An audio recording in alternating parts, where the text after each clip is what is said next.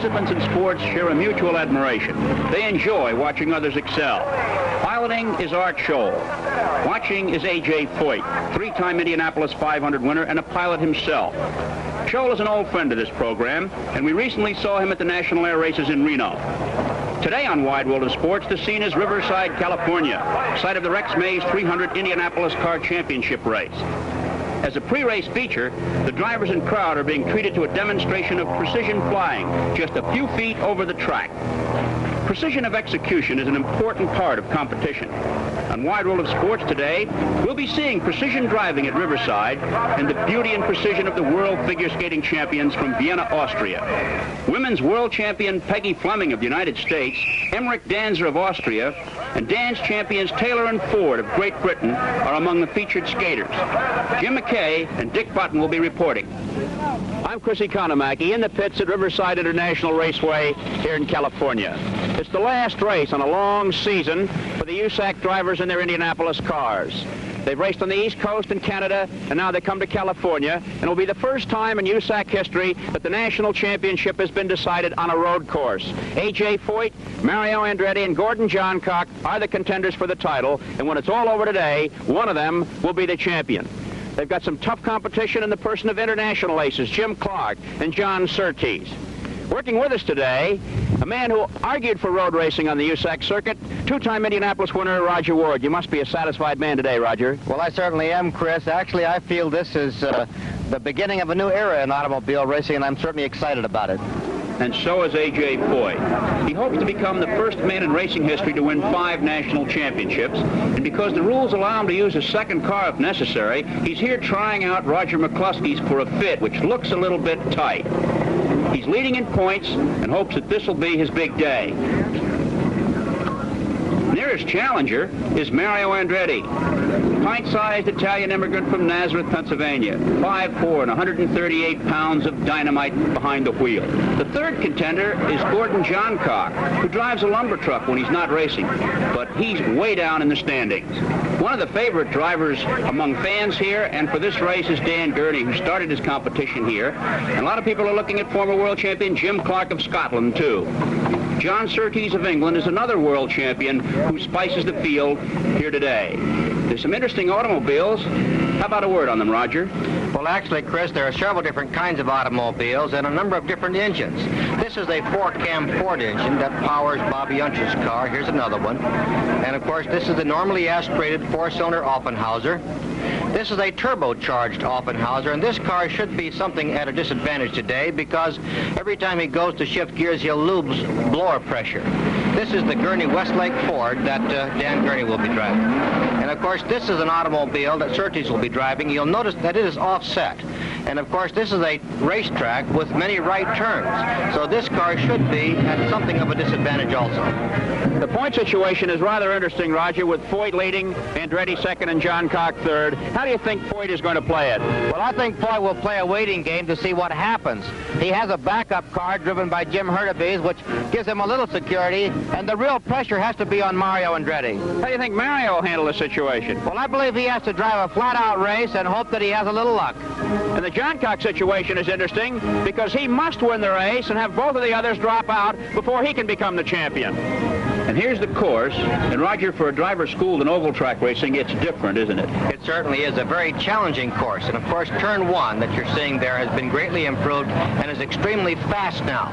This is a very challenging course because it goes both up and downhill, and many of the turns are blind. Those are the S's and quite challenging. Towards turn 6, 180 degree that almost meets you coming back. Over a hill and down to turn 7, a pretty tight left-hander, then into a sweeping right-hander, and of course onto the back straightaway where speeds of almost 180 miles an hour will be attained. Down that straightaway to turn 9, a very fast right-hander, and of course back up towards the starting line. And it's a fast track, with Dan Gurney posting the fastest speed of 117.735 miles an hour to win the pole. 30 cars will go the distance. It's 116 laps, 300 miles. The prize money, $78,000. And because of the distance, they're going to have to make a pit stop for fuel. We'll be back in a minute for the exciting start.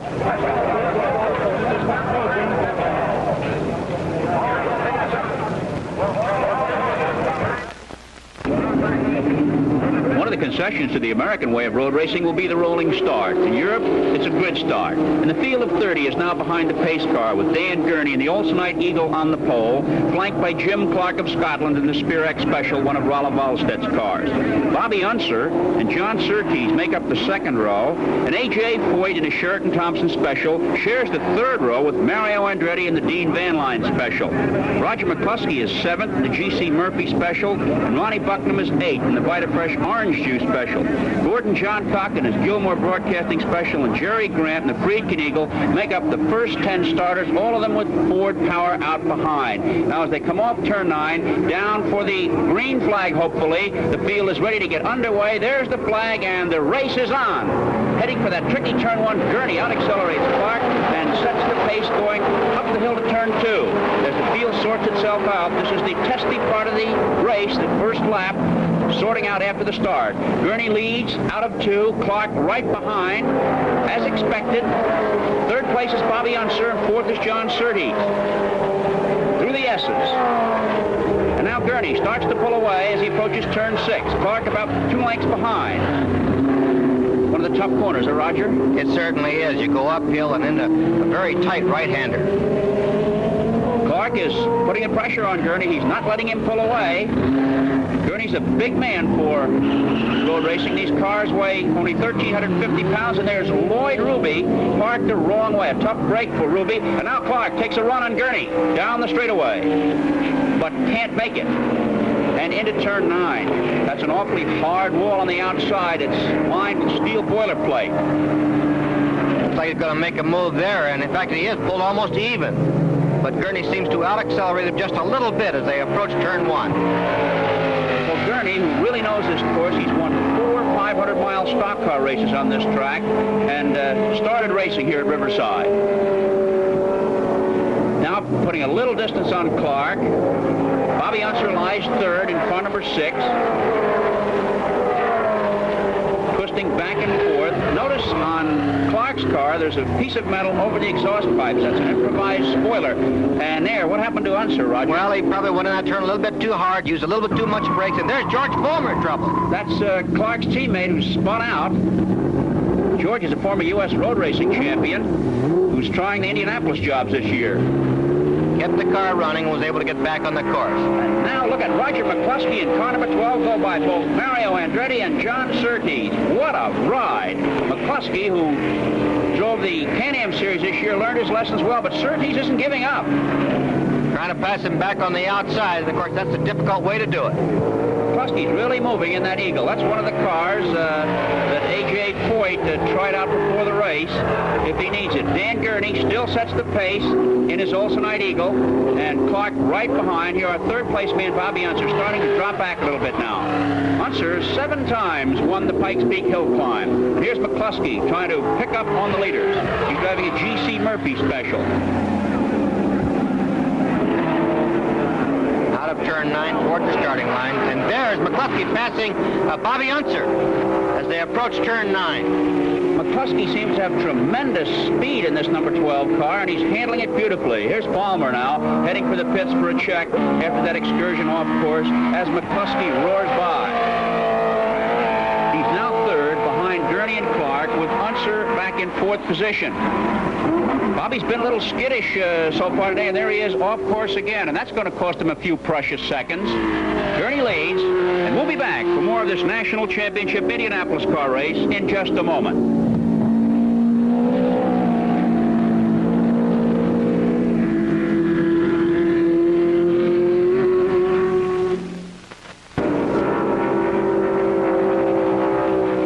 Riverside, with Dan Gurney still leading Jim Clark by the narrowest of margins in this 300-mile contest. It's been a close battle for the lead. A lot of rain here has left a lake in the infield of turn 9, and Clark comes off that turn still putting the pressure on the tall Costa Mesa, California driver. Now here's Mario Andretti being pursued by